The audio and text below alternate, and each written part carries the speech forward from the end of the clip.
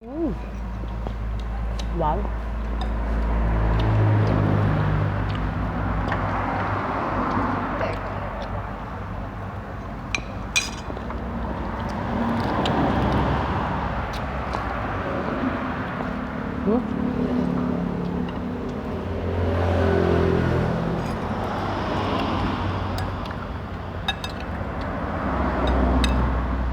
กินตำปากอ่ะ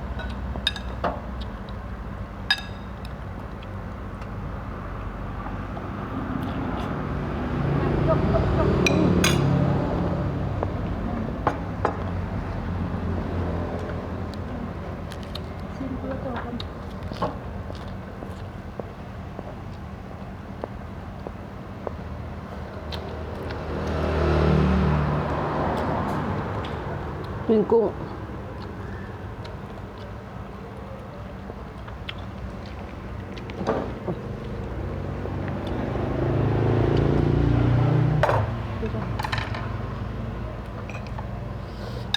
ไก่สิเป็นบ่อย่างที่อยากเถอะ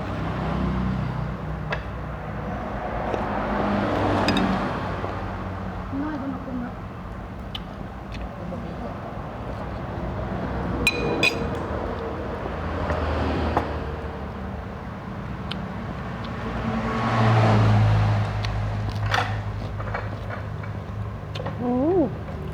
หวาน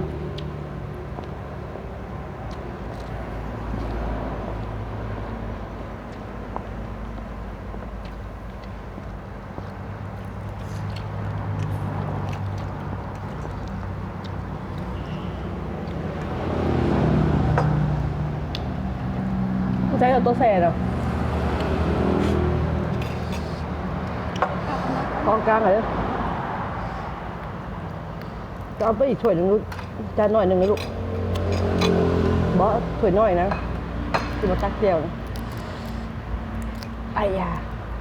โป่งกุดๆมาใส่ร้อน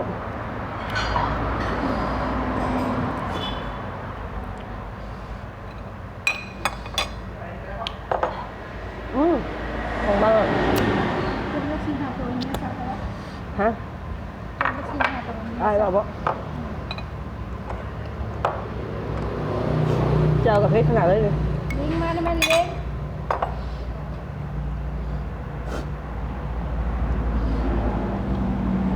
มาเด้อเฮียซับมาเด้อ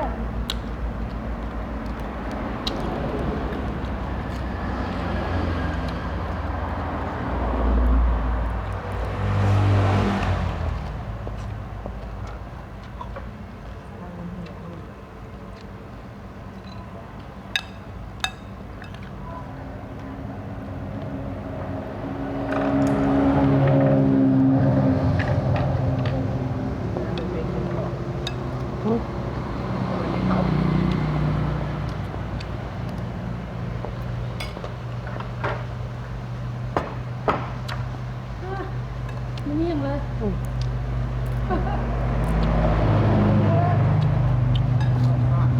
หมู เปื่อยบ่เปื่อย กุ้งหมูเนาะ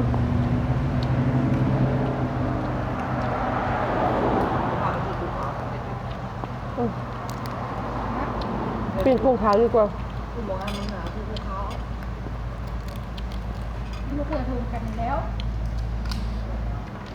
ต่อกุ้งแยมได้หน่อยบ่ กุ้งขาวแคบกว่า